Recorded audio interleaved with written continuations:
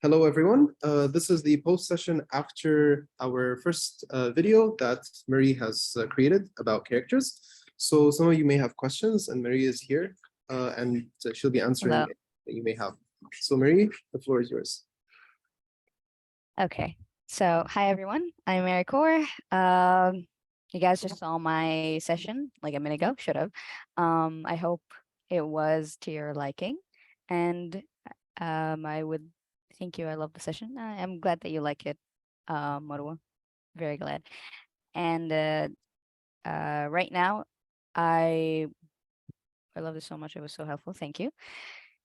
And if you have any questions about the the subject material that was explained, I would love to receive it now. And also, if you have any characters that you would like for me to review and look at, I would be more than happy to do right now as we speak. So,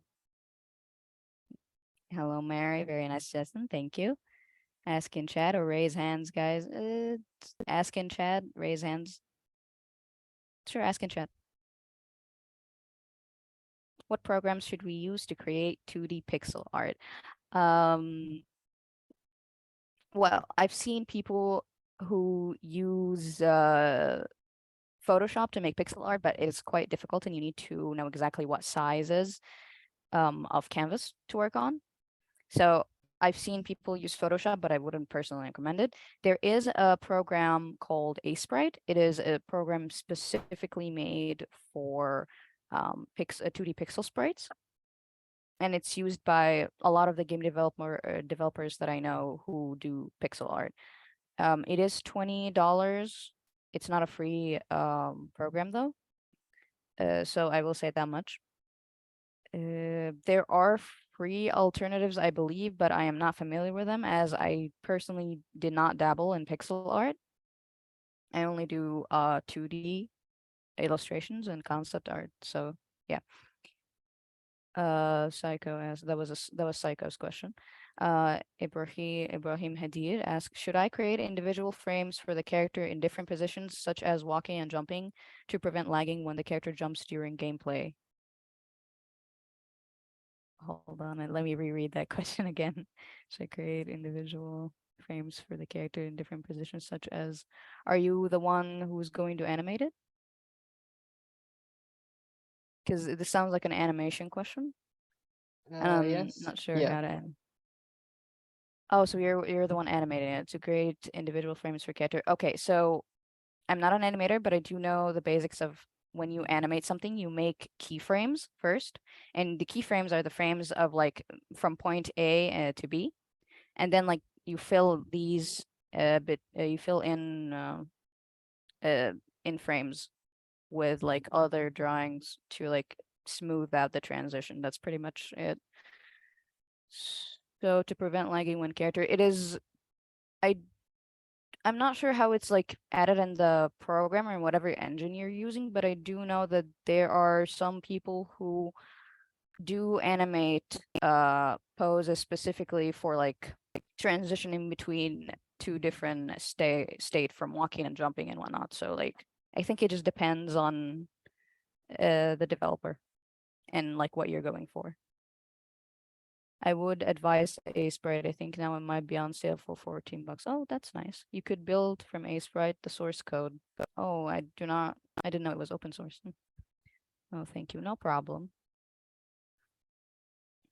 Does anyone have any other questions about I animate pixel art? Usually you go for walk cycle references and the attacks you draw with keyframe poses, as Mari said. Yeah. Yes. Oh, and please do not do the same mistake as I did when I first animated something. Was like immediately go draw one keyframe and then draw all the like in betweens. That is a terrible, terrible mistake. Don't ever do that. Do keyframes first, because if you're gonna do one keyframe and then do all the in betweens, you're just gonna end up with a lot of wasted time in case you end up wanting to like fix something or change something midway. It's gonna be terrible. So Yusuf says, do you sometimes hate the characters or sketches you create after come up with ideas? It happens to me all the time. Oh, when did I not do that? Is the question. Oh, Yusuf, as concept artists, 90% of what you do is gonna be thrown in the trash, or just like um be put on the side for maybe you'll be able to pull it out for another project, or maybe you will just never pull it out and just be thrown forever. Concept art is the idea of just throwing a bunch of stuff together and seeing which one fits but the best. And you will have to go through a lot of sketches and a lot of trial and error um to find the perfect design. I've also seen a lot of people who, or well, a lot of developers who would like design something and then try to apply it, whether on their model or their animation, and then realize, wow, that's a lot of hassle. I really don't want that. And so they just go back and change things.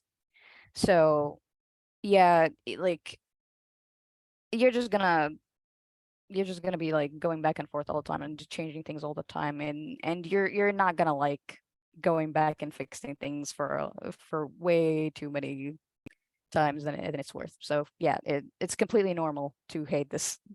You don't need to worry about it. You're not the only one. Karam Nasr says, how do you make sure the character looks same from all perspectives? Remember in the very end of the video, I talked about what is it called? Measurement lines.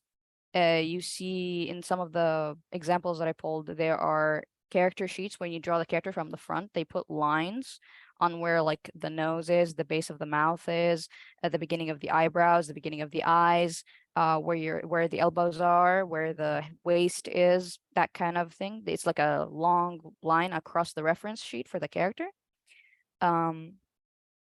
So like that's usually for 3D models though, the whole lines thing. But I personally, since I've been drawing for like such a long time, I usually just eyeball it. If you're doing concept art and not drawing a sprite for your game, you don't really need to be accurate 100% about your anatomy. Like, it doesn't need to be always 100% correct. You only need to nail it down in proportions when you're animating. So like if we're talking about concept, you don't need to worry about the character looking exactly the same from all perspective. As long as it looks close enough, it should be fine. When you're doing you're drawing the official sheet, like a 3D reference sheet, or you're drawing the sprite of your character, that's a different story. You can try to like use the guidelines. Every single art program on face of the earth has guidelines. If you don't have the feature of guidelines of like using the ruler to make guidelines, you can just like get a PNG from these like math grids we used to like have in schools in like math classes. You can pretty much get this kind of paper, like get a PNG of it online and just like slap it on a different layer in your drawing program, or the program that you like draw the animated sprite on, and just like use that to track the measurements of your character. So you can do that. It will help you a lot. Or use the ruler if it's present in the program of your choice. What inspired you to Alia says, what inspired you to make the characters you're using right now absolutely stunning? Oh, thank you so much. Oh, I can go on and on about that, but I'll try to just make it a short answer. Well, what inspired me was the fact that I like ghosts a lot. This character is supposedly a ghost design, and it's a VTuber character, which is basically a virtual entertainer. So a lot of the general atmosphere of a VTuber entertainer or a YouTuber who's a virtual character is that they're all colorful and sweet and like have these extremely detailed designs. And like I said, one way to make your character stand out is to make it the opposite of what everyone else is doing, what the other character is doing. So every other VTuber character is like trying to be very colorful with a lot of detailed designs and a lot of cool effects and whatnot. I just like went for like the exact opposite, and that's how I did my character just stands out. And also I really love Ghost. The inspiration and references I used to design her was the character of Lady Dimitrescu. The Grudge, and what else? The girl called Samara from The Ring. Just all Japanese codes. These are my favorite kind of characters. I love horror characters, so I needed something to represent my love for horror too. Amina Abdelmegid, you mentioned building a model for easier animation. Do you draw and a software changes it to a model? What? Oh no, okay. Been building a model. Building a 3D model would be easier, yes. Because 3D models are extremely versatile and you can do a lot of interesting things if you know your way around it. Though I would say a lot of like some people would say this is a personal opinion and they would prefer like 2D animation, the frame by frame animation. It is the most like it gives you the most options if you again know how to draw things properly, traditionally. But yeah, if we're talking about a model as in like 3D model, I'm guessing the software you can use to make 3D models, most if not all people I know use Blender. It's a free model, it's a free modeling program. Very, very good. Excuse me, very good. And it's used by a lot of indie devs because it's free. People also who are more on the professional level use ZBrush to sculpt their character first and then retopology it in another program. Usually that program is Maya. It is an industry standard. If you can get your hands on it, that is good. But I'm mostly speaking from a perspective of an indie developer. So I always recommend Blender for people who are trying to do 3D models of their characters. And also, just if you're gonna use Blender, just make sure you always check the add-ons list. Take it from me. And there is, and I'm guessing from the last your last part of your question, you say is there a software that changes a drawing to a model? No, there isn't. You have to like draw the character and then model it yourself from scratch. There is softwares that can like do half-ish the work for you, but you'll need a lot of customization to make it look more unique. An example of that is Vroid. It's like an anime model generator. It's like there's a lot of tutorials on it, and there are people who actually use it for games now. You're gonna have to be really creative with the texturing in order for you to make a unique model, and you're gonna have to know your way around it, of course. Okay. I hope I answered your questions, Amina. Karam Nasser says, I can't manage to get a character looking the same while drawing all stances and so on. That's fine. I mean, like I said, if it's just concept art, you don't need to make him all exactly matching. And if you're really struggling with it, you can always ask for someone's help or use the ruler tool in the drawing program that you're using. Or if you don't have the ruler, get a PNG or a JPEG of the math textbook grid. It will help you. Okay. Oh, sorry, that was Karam. And now we're gonna go to Karim's answer question. Also, make them very, very messy at the start. Yeah. Oh yeah, the animation frames doesn't have to be like clean from the beginning too, because in animation, just like art, you have to sketch first and then you clean it up afterwards. So yeah, don't be afraid when you're making animations. Make the animations messy, make it hell even unclear. As long as you understand what you're doing, that's what matters. Don't worry about everything looking neat right away. That's not the point when you're making your character. Take your time with it. Ahmed Fouet says, what is your workflow working with animation if our target is smooth moving clothes, hair in game, like Alto and Gris, as in how many frames you do like after, hold on. Oh no, the text is covering in. After I have all my keyframes, how many should I target and what software would you use for cutout that would use for frame by frame? That is a very specific question, and I'm not the animator in my games. Well, I haven't personally animated a character completely in a game before.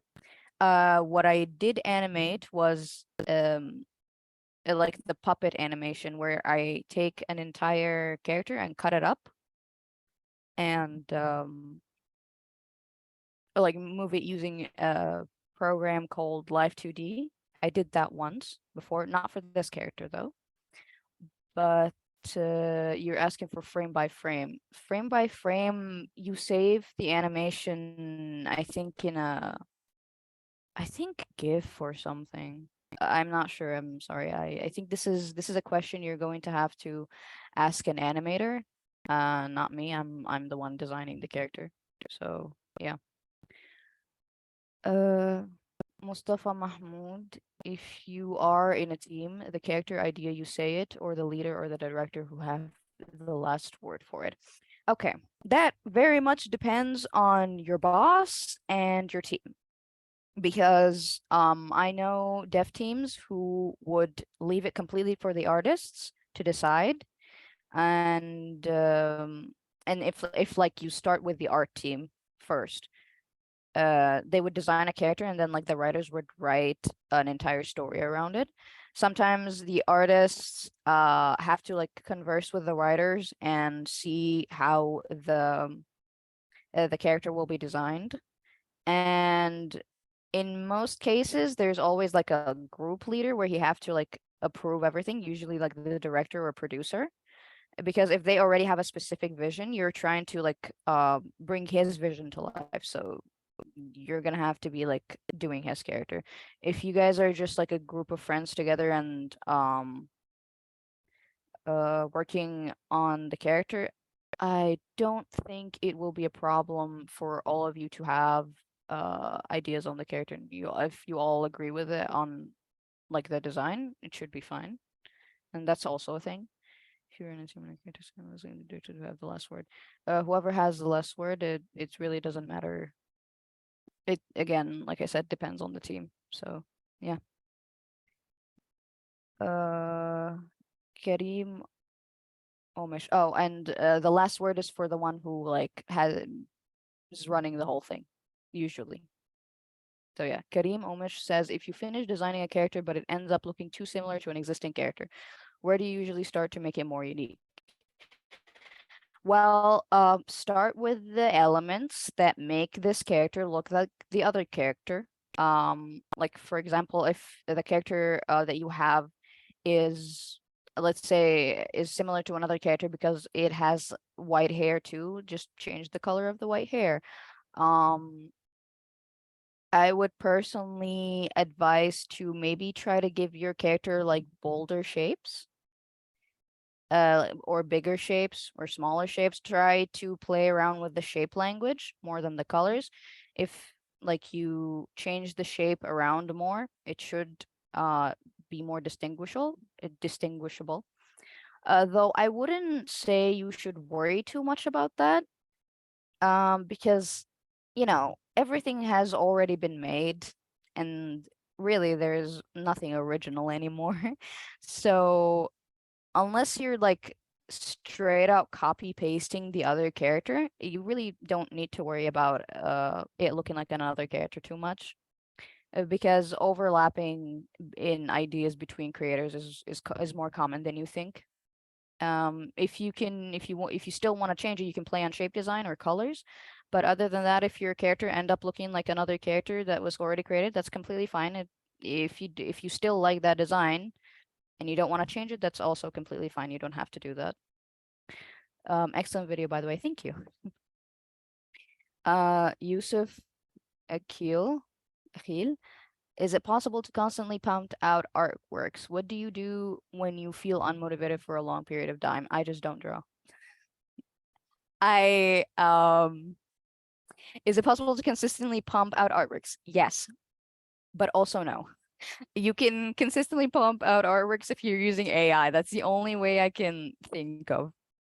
But I'm assuming you mean like as just art, not like game dev work. If you're talking about just art, art takes time. Usually one artwork per week would be the fastest I've ever seen someone do. When artists try to post on social media, they put the best strategy if you're trying to post way more frequently than people can, is usually include a whip picture, which is a work in progress, which is the sketch, and then on another day in the week you upload the final picture. And they're usually like the beginning of the week kind of days, the whip, and like the end of the week is the final picture. So yeah, but that's usually like a constant grind. And even if you like work fast, you will end up being feeling burnout eventually. So what do you do when you feel unmotivated for a long time? I would say don't like push it too hard. Sometimes when I'm unmotivated, I would just put on my favorite music and just try to draw circles on the canvas until I get an idea or something. Or sometimes if I'm too unmotivated and I need to get to doing any sort of art for my socials, I just like, force myself to do it. I say like I can't keep slacking like this, and I just like kind of just force myself to do it. But but if that does not work out for you, try to set the mood, put on nice music, get water or nice juice next to you.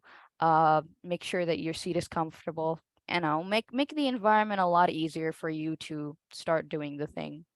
It can help, and it should help. And yeah. What else advice I can give on that? Um, if you're feeling unmotivated because you have a burnout, not because you just like feel procrastinating, like you're procrastinating, and it's if it's burnout, you should take a break. You should actually listen to your body and take a break. If it's just because you're procrastinating, try to make your environment comfortable so you can try to hopefully start doing art. So yeah, I hope that answered your questions. Karam Nas, all right, thank you so much. I'm glad I can help. Rawan Habib, can I ask what you use to create your model and what do you use for the live tracking? It's very smooth. Oh, thank you. Thank you very much. Okay, what I use to draw my model, I'm the one who drew the model. I am not the one who animated. Because I don't have the animation program for it. But I used Clip Studio Paint to draw my model. I can actually show you it if I can. If I can open it up. But I use Clip Studio Paint to make my artwork. And basically all the art that you've seen in the video is also made in Clip Studio Paint. I switched to it from Paint Tool Sai, if you all know that program. Does anyone know Paint Tool Sai? And what else would I say? I don't think I can find the model. It's a Photoshop file. That's why I can't find it. Okay. A small tip on Clip Studio Paint, it will not track your Photoshop file in the workspace, so you're gonna have to actually open the file yourself. It is very versatile when it comes to these, I swear to God. Where is it?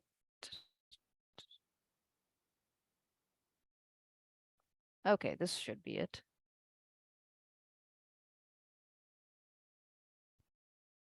Okay, let me try to share my screen. I hope this works. It's been so long since I've used Zoom, goodness gracious. Okay, you should see it now. Okay, so how this works, I'm gonna have to move my, yeah, okay, this is better. So you see this line you see here, this is a guideline.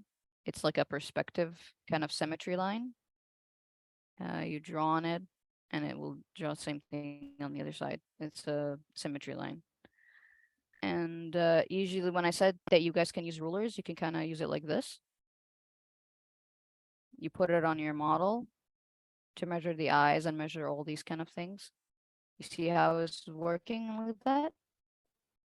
You can also use vertical lines if you're feeling fancy, these kind of things. These are the guidelines I was talking about. So yeah, this model is made with the type of puppet animation. So if you were to grab anything in here, it will basically be, I would just move the layer. Oh yeah. So it's kind of like this. There's the upper lip. There's the, hold on. It's gonna get even weirder right now.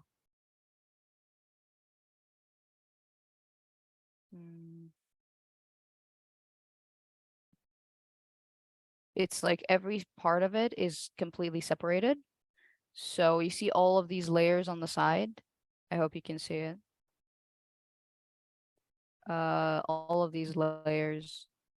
There's just layered for everything because it's like an extremely detailed model. Even that, actually, it's not as extremely detailed as all of the other, a lot of the other models. But yeah, it'd be like that. So hold on, let me see. There's the bow right here. So even the bow is like separated in pieces. So like every piece that moves or will move from, it needs to be separated. I don't know why the move tool is not working. This is very weird. But yeah, it works like that. Even also in this kind of animation, you also need to separate the shading from the thing, from like the object itself. So you put the object on a layer and you put the shadow on a layer above it or below it, whichever really it is. The body is in a completely different layer too. And I can just like keep going on this forever. It just like every single part you can think of, even the fingers are separated. So this is the kind of animation that like after I am done with all of this and like the model is set up properly, you export it to what is it called? A program called Live2D. And that program is basically what people use to move these kind of models by using this kind of puppet animations with like parameter adjustments and bones. They also recently added bones. Well, not recently. It's been there forever, but yeah. Hold on. Let me just stop that. There we go. So the Live2D, the program Live2D is the one that is used for moving. You can just look it up. It's a Japanese program, so there's no like regional prices on it, of course, and it's also subscription. So yeah, there's that. And the program that is used for face tracking is called VTube Studio. You can use the free version of that to set it up. You can also get the paid version. I do not remember why I brought the paid version. I'm not sure if it was because to remove a watermark or to have more options. Either way, it's one of the two. And but you need a good camera in order for like the tracking to work properly. I'm personally using my iPad to track my model on my camera. Also, using an iPad will help you with a lot of good kind of like very specific movements, like puffing your cheeks or taking out your tongue like this. People kind of need to animate these by the press of a button. If like you want to like bring up stars, for example, or something like that, you need a specific button to click on in order for the animation to play. But because this is an iPad camera, you can kind of do a lot more movements with your face and it will track it and apply it to the model. So yeah. Hope that answer was good enough. I think I lost the question. Okay, and thank you for calling my model very smooth. Rowan, I appreciate it. Okay, I found my way again. Yusuf Akhil, other than color theory, I don't want to get murdered asking about that. Okay. How do you go about filming in your sketches? Wait, hold on. Did I say filming? It's filling. How do you go about filling in your sketches or turning to the line art? Or what is the usual process that you follow? On Clip Studio Paint, I usually just sketch and then drop the base color and just put every base color on a different layer in order to test it. Uh, so I can like play with the hue and saturation slider because I don't have an eye for picking color like a lot of artists do. I just like play with the hue and saturation um bar setting in the program until I find a color that I like. So yeah, how do you go about filling this in? And oh, and there's also this like there's this magic fill tool in Clip Studio Paint that you just need to like select the line art and select an empty layer and then just um like just select around the line art of it and it will just color it for you. Hold on, I can just show you how this I could just show you the process. Why am I just talking?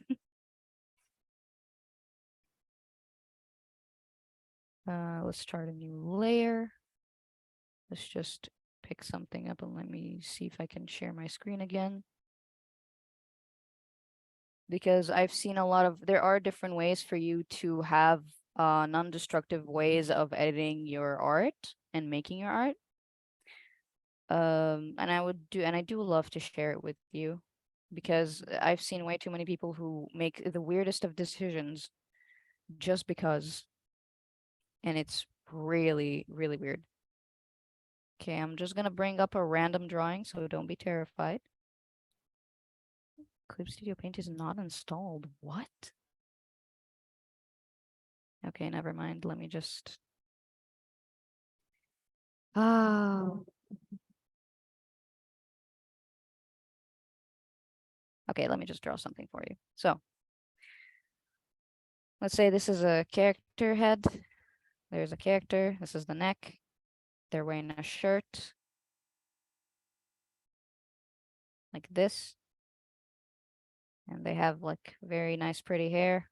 Look at that hair. It's amazing. It's a masterpiece. Okay, so there's this people usually just go in with the base color and then you see they make like a layer below the line art and just color it in like that. And then they would just like control Y or sorry, not control Y, control U and just bring out and I don't know if you can see it. I hope you are, but there's like a slider of hue and saturation that came out. You can just edit the colors to your liking instead of like having to pick it from the color wheel at the top here manually. It's useful when you're just trying to change the color without changing its saturation or brightness. But in Clip Studio Paint, there's like a lot of there's like this tool that you can download from the shop tool. It's a free tool, by the way, you don't have to buy it. It's like a magic select. You click on an empty layer and then you click on this little box here to your line art layer, and then you go around the part that you want to fill, and it just fills it for you. It saves me so much time to fill base colors of a character. So I've seen people who would just fill the base part of every single layer separately. So you make this is the skin layer. Let's say this is the shirt layer. So they make whoops, excuse me. I didn't close that one properly. I see the layer, the tool won't work if there's like any little parts that are opened. So let's say this is the shirt layer. Wrong color. This is the hair layer. So oh, I didn't select the main color, main line art. And this is one way to do it. You put like every color in a different layer, and a lot of artists do that. There's also another way you can do it, which is just grab the color and grab the line art. And if you like don't have this tool, but you also want to like color very quickly or relatively quicker than what people usually do, because if you're just filling out the colors in a normal way, you're just gonna color it something like this. And so you're just gonna have to go back in and just clean everything manually, trying to clean these parts. So, and yeah, it will consume a lot of your time and it's like completely worthless. So a good way for you to just fill in these without wasting your time is to grab the select tool. Every program has a select tool. Select this, select the part that are outside of your character. Hold on, yeah, this is now it's selected. So select the outside part of your character and now click on in this button here, invert the selection. You can invert the selection from the select menu here, invert selected area here, but I already inverted it, so I don't need to. And then fill it with like a gray color. Any gray color. You usually prefer like a medium gray is what people use. And then now that you have this gray fill, you can just make another layer and clip it to the gray layer, to the gray color layer, and just color. See? It's coloring the character and you don't have to like do any adjustments or clean ups because it's like coloring only in the gray parts. So this is like an easy way for you to color things without wasting too much time. And of course you can control Y and just edit the colors to your liking. So there's that. Okay, so oh, I can just check the chat from here. I don't need to close and open the thing every time. Oh, that's nice.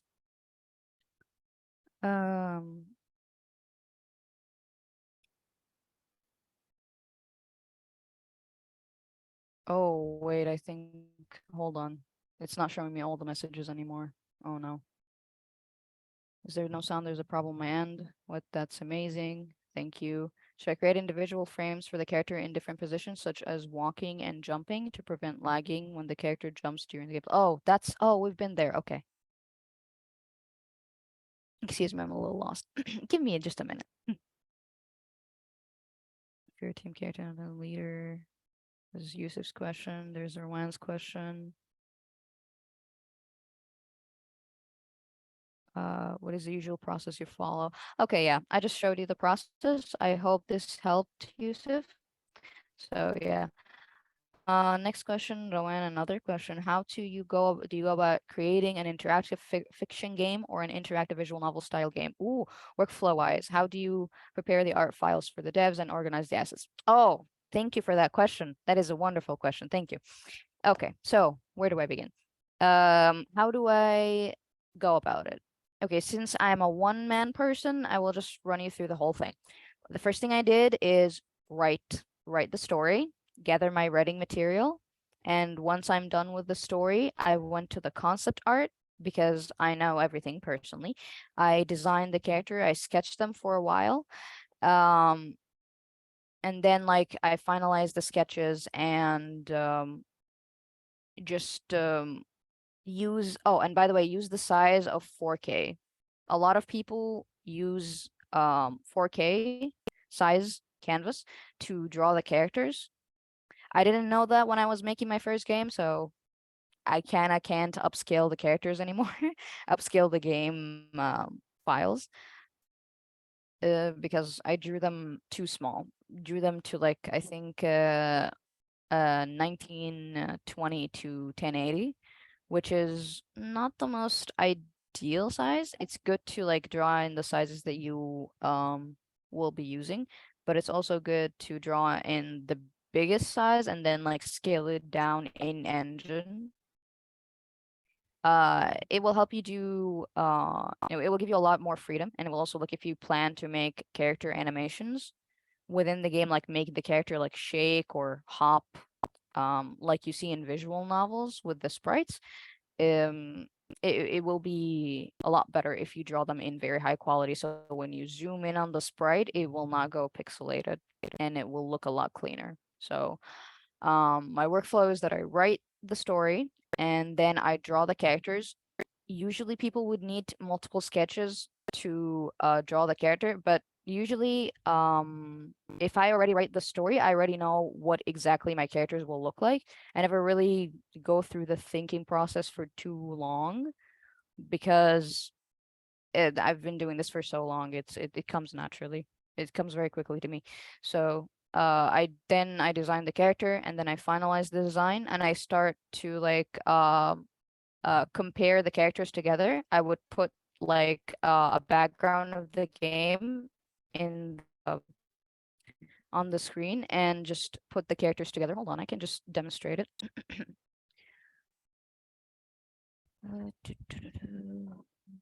Where is this? Okay, so 19 by 80. You can upscale it to whatever size you like, but I personally just like to stick to that one. This is like the size that your game will be displayed on a lot of the devices. And I have to manually get it because apparently my Clip Studio Paint is bugged. It has been bugged for a while. So, okay. And also make sure if you're going to make the game, make sure that everything is organized. I organize all my files into folders like backgrounds, CGs. CGs are like the picture you see like in the middle of a scene where like the character, it goes from like the characters and the sprite and the background to just a big background with the characters drawn in them, if you know what I mean. I hope I'm making sense. But for example, you grab like a background of the environment and then you try and grab the characters so you can oh goodness, where is the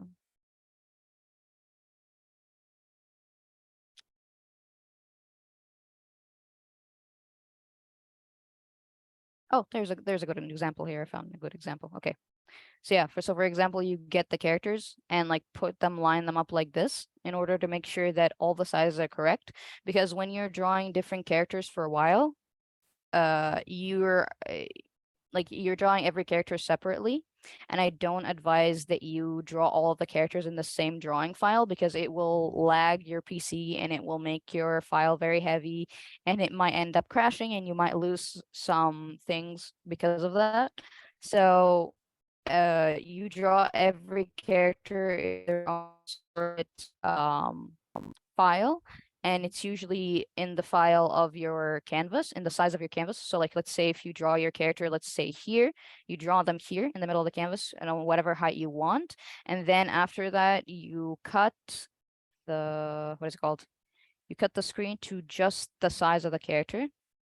And this is just purely for optimization reasons, because if you just keep the whole character with this kind of screen, with this size, it will just like add up size for your game, like because the picture file will be heavier and you want to optimize your game to the best, to the you want to optimize your game, even though it's a visual novel, you will have a lot of picture files and these picture files will make your game a lot bigger when it downloads. And if your game is like 3 hours, it might end up being 1 gig. It's going to be very confusing to the people downloading it, and it might run and it might lag a lot and could crash sometimes if it's badly optimized. So make sure you, after you're done drawing your character, you cut it exactly to the size of the canvas, to the size of the sprite,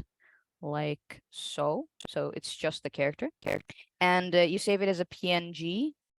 So like no background. And also make sure that, and also another reason for you not to save it like this in the full screen size, is like you'll be able to move it around a lot easier within the game engine. Because if it's like the screen size, it will always be centered in your screen and it will be absolutely useless. So yeah. So make sure to put your characters together, also to make sure that you fix any with the sprites and how they look together, you need to make sure that they all look good together. I had to do a lot of fixes this way because I ended up spending too much time on one character that I end up making them look completely different, and it would just be very weird. It will save you a lot of time.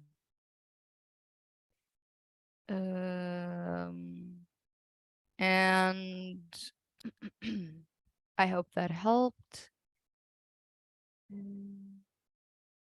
Workflow based on this and devs and organize the assets. What else can I think about? I hope that helped about the drawing part. Organizing the assets, make sure you have everything separate in a separate file. Have like the character file. Let's say your character name is Bob. Have Bob in a file called characters and have every character in their own file. And if your character have like multiple forms, put every form in their own file within that character file. Just organize everything to your best of abilities. It might sound a little crazy and tedious. It will get to like a lot of folders, but it's like so much better than just like dumping all the character sprites in one folder called character. It will save you so much time.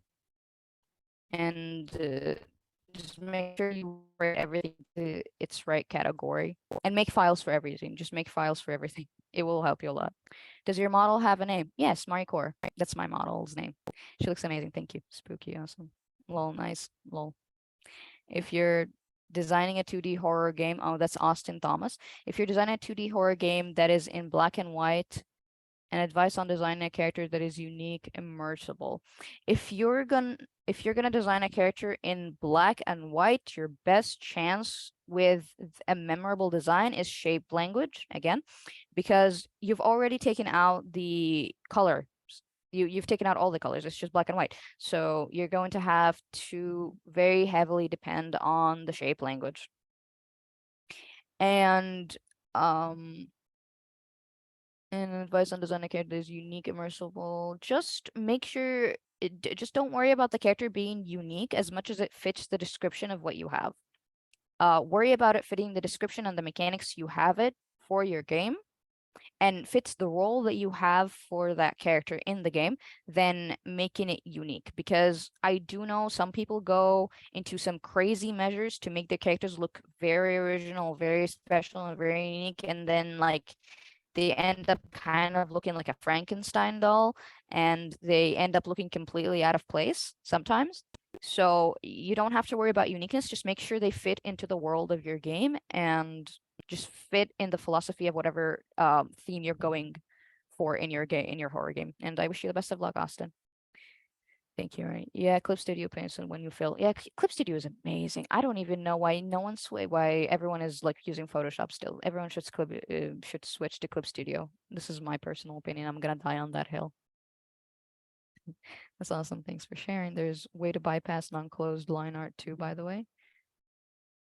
There's an option with the fill tool. Oh yeah, they did add that option with the fill tool recently though. It wasn't always there, but this tool have existed long before they added that feature in the fill tool. But yeah, you can definitely use the fill tool now. And the first character I did was Clip Studio Paint, just pixelating. Oh yeah, speaking of pixels, there are pixel tools in Clip Studio. They are in the shop and you can download them if you want to. Hold on. I have these like pixel tools right here. The lasso, rectangle, circle. I've downloaded them just to experiment with them. So yeah, you can do pixels in Clip Studio Paint. Just make sure you have like small canvases size, because even with the pixel tools, it will still look weird and blurry if you use big canvas sizes. Like 128 or something should be like your max size when you're doing pixel art, I think, or a number along that line. When you finish the sketch and start tracing it, how do you get a clean, precise trace? Here's the thing, you don't. You don't get a clean, precise trace because you don't trace a sketch. You're trying to clean the sketch. My sketches are extremely, extremely messy. If I show you any of the sketches for any of the characters I have, like some of them are clean, yeah, but they're very messy. It's just a matter of trying to get the shapes right. You're not trying to trace the sketch unless you're someone with clean sketches. Yeah, you can definitely trace your sketches. But someone like me who has really messy sketches and very like chicken scratch kind of sketches, I just like follow the most obvious shape that I have in the sketch. Whichever part that looks the best, I just follow it with a line. And sometimes after finishing the sketch, I would just finishing the line art, I would just turn off the sketch and just fix the line art with like the liquify tool, or just erase parts and add parts just to make sure that everything looks right together. Because I'm someone who their sketches look completely different from their line art, and then their coloring makes their line art look completely different. So every stage in my art looks completely different from the last, minus some that look surprisingly similar to each other. But yeah. Because I keep getting trace which is not clean or make the character look less flattering than the initial messy sketch. It's like that. And no one, very rare people have the sketches look exactly the same, like the line art, or sorry, make the line art look exactly like the sketch. I used to feel quite bad about it, but that's completely normal. You don't have to feel bad about it at all. It's very natural. And uh, I would advise using the liquify tool to edit things around if you think it makes it feel unflattering. You can edit around with liquify. If you don't have liquify, if you don't want to use liquify, you can make another layer on top of that like line art and just try to draw shapes on top of it and see what you can fix. Don't do it exactly, don't do it on the same line art layer though, because if you end up messing something up, you won't have to like erase it, and like might end up erasing something else too with it, and it will just end up being a lot more messy than you'd anticipate.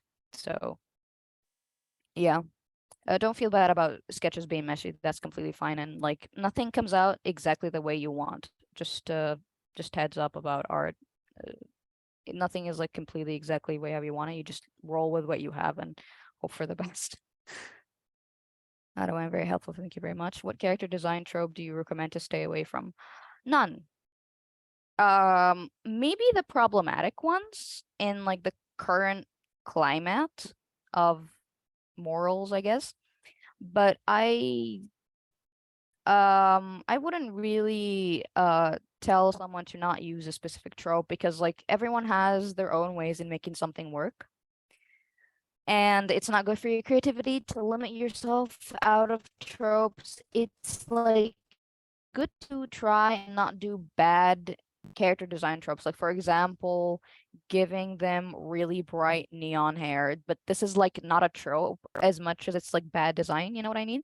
So uh if I would recommend something to try not to use, or like something, or like something you can use but like be careful while you're using it, is probably character tropes like the character having like one strand of hair that is like a different color from the rest of the design. Unless you have a reason for it to be there, it's kind of cliche, and it's like it's like a early 2000s thing. Everyone is gonna know that you're not only old, but you're probably like a 90s kid. So if you're fine with that, you're fine with that. If like you don't want to follow that trope, that's also that. There's also the trope. No, pretty much the only thing that I don't recommend. And by the way, I just did that in the design that I used for the video, so even that trope is like completely fun. You don't have to listen to that. It's just old fashioned, but there is no trope that I would really not recommend to someone. Just if it works for your game, it works for your game. You don't need to stay away from any trope. Just make sure they don't end up. Oh, just make sure you don't end up with multiple what is it called? Multiple bad design choices. Like, yeah, you can have like one strand of hair with like the color with a different hair color. But like going completely like full emo design, for example, if you're like designing an emo character, giving them the what is it called? The choker and the black clothes and the black hair like, yeah, that is an emo character for sure, but try like to add something to make it at least a little different. If you're gonna take a trope, you can use a trope, just like make sure you add a thing or two to just try to spice it up or set it up from the rest of the other characters in the trope. So yeah, that's pretty much my best advice on that matter. Just join. What did I miss? A lot, Sarah. You missed a lot. I am so sorry. There's so much you missed. Also, try to flip the canvas when you can see if it looks good from both sides. Yep, that is also true. Flipping the canvas is very important. And some people can flip the canvas right and left, and it will see a lot of mistakes. Like, yeah, the eye looks fine from this angle, but then you flip the canvas and it looks a little droopy. So yeah, you can fix that. Uh, Everything looks fine here because I've went through all of these characters for like months. But oh, and also if you still like flip back and forth and see nothing wrong with it, try flipping it upside down. It will, I don't know, sometimes it helps. It doesn't always help, but sometimes it helps. So flipping it upside down is also an option that will help you, and you should definitely use it too. So what else? Okay, thank you. All right, thank you. Don't worry, I'll catch it later. Well, best of luck to you. Do you see fan arts could get us in the career? I am not the person to ask for that, as I am doing this as an indie developer. I'm not like a developer working for a studio. My job is an illustrator for a company that is completely unrelated to gaming. My gaming career is purely out of my own volition. So yeah, you should ask someone who's in the industry, actually in the thick of the industry. But yeah, I think they like sketches and conceptualization sheets even better that they are for fully rendered images. One thing I did hear from people talking about this kind of subject though is like make sure that you have everything separated properly and organized. Like don't have sketches next to rendered pieces, next to concept pieces, next to illustrations. No, just like have everything put in like their own separate part. Like concept artworks stay together in like in an album. Illustrations stay in another album. Splash art in another album, that kind of stuff. Just make sure you're organized, that's all. But yeah. Okay, got you. Yep, it's all about neatness. Any tips on posing? Posing? Like drawing poses? Any tips on posing? Posing for a character sprite, for your game character sprite, or just like as in general? Because if in general, I say you have so many options online. There are programs that could give you a 3D model. Yeah, in general. Okay. We're gonna be staying a long time here. Okay, so in general, there are a lot of pictures online you can get. Just go on Pinterest or Google and just write action poses or write sitting poses or write what is it called?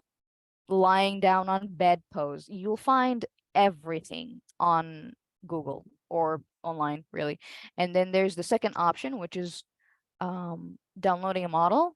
Clip Studio Paint here has what is it called? Has characters of their own where like you can add it in. Oh no, I need to download it. Did they remove that? Okay. I hope not. Okay, no, there it is. Okay. So you see Clip Studio Paint here has like models built in where you can like click on a character and just move it around to fit the pose that you want. Like this one, like for example, if you want to make him look like he's falling, you can just like use these buttons to move around and whatnot. Ooh, I don't know what I'm doing. This is so much. Okay, yeah, you get my point. So, you can there's also if your program that your drawing program that you are using does not have built-in models like Clip Studio Paint, there are other programs you can use. Like some people use Blender and just download a raw model from somewhere and just use that and just pose it. Make sure it's like, you know, if you're gonna download a model for Blender, make sure it's rigged. If it's not rigged, you're not gonna be able to move it. And some people also use another program that became popular for a while, but that was before like Clip Studio Paint became popular, which is called DesignDoll. DesignDoll is just purely a posing program made for artists, where you can just put just have like a base character and just pose it yourself and save that picture as a PNG or a JPEG, and just exporting that in your drawing program of choice and just like trace over it or copy it, whatever you really like. So yeah, you can use references from online. You can use if you're using Clip Studio Paint, you can use the built-in 3D models and just pose them yourself. If you're not using Clip Studio Paint and you want to use 3D, you can use free options like Blender. DesignDoll, I think you can use for free, but you can't save the pictures. A lot of people just took screenshots and just use these. It doesn't really matter. The picture doesn't need to be high quality. You're going to trace it over anyway. So you can use Blender or DesignDoll. I've seen a lot of artists use those and use like whatever base character to trace over it, and it works just as good. So yeah.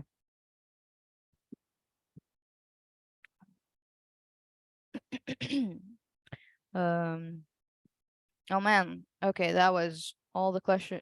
I use Blender already, so I think that's my go for this. Yeah, Blender is great. Blender is awesome. A lot of people also use Blender to render backgrounds instead of drawing them, which is so great. People use it to do buildings. I've seen a lot of comic artists use 3D in this kind of way. They just like put the building in and then export it as an image, or just take a screenshot and then just run it over as a line art, or just use shaders and save it as PNG. And then they don't even have to line art it themselves. They just like plop it in the program and just color it. Like you can use it in many, many, many ways. Any advice on designing NPCs without spending too much time on them? I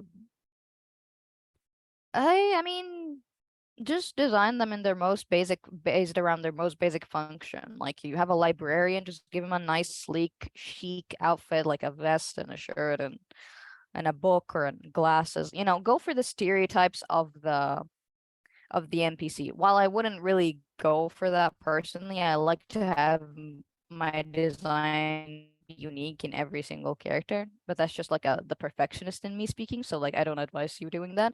But if you really don't want to spend much time thinking about the NPCs or like their designs, just use the trope designs for the jobs or the reason they're in your game.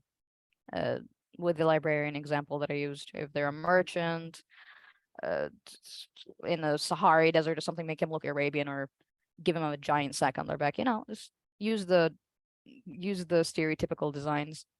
Derive from them though. Don't copy a design completely, because then you will be accused of plagiarism, and this is not good. It will get you in hot waters, and you don't need that. So just don't spend too much time designing them. You don't have to. And I don't think you really need to worry about that, because in general, you will be designing your main characters the most. So I don't think it is something you need to worry about.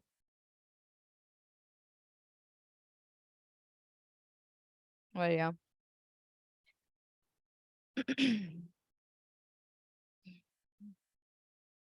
Cool. Thank you. Thank you so much. Oh, thank you, Sale. I appreciate it. There is no more questions. All right. I guess since there are no more questions, Marie, this was honestly fantastic, fantabulous, wonderful. I really love Thank you very this. much. Really love, just the movements, the entire thing. Also showing us like, showing us how you made it in your software and stuff was absolutely amazing. So really appreciate it. Thank you so much for your time.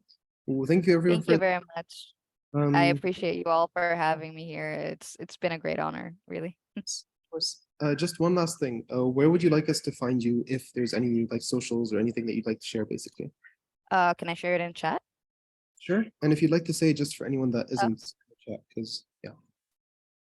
Okay, yeah, sure. So, if you'd like to follow me, I stream on Twitch every twice a week on Saturdays and Tuesdays.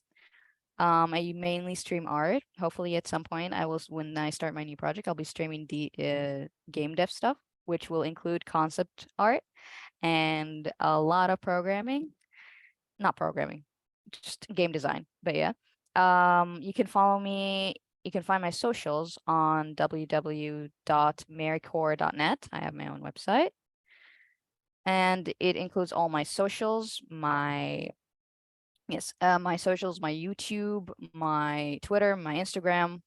There's a Discord. You can join. I have my own Discord. I usually post my art there. We just chat and chill. We can join into voice chat and just do our thing. You're free to join any of these. And yeah, Cool. All right. Thank you so much. Really appreciate it. All right, guys. Take care. We'll see you soon. thank you. Goodbye.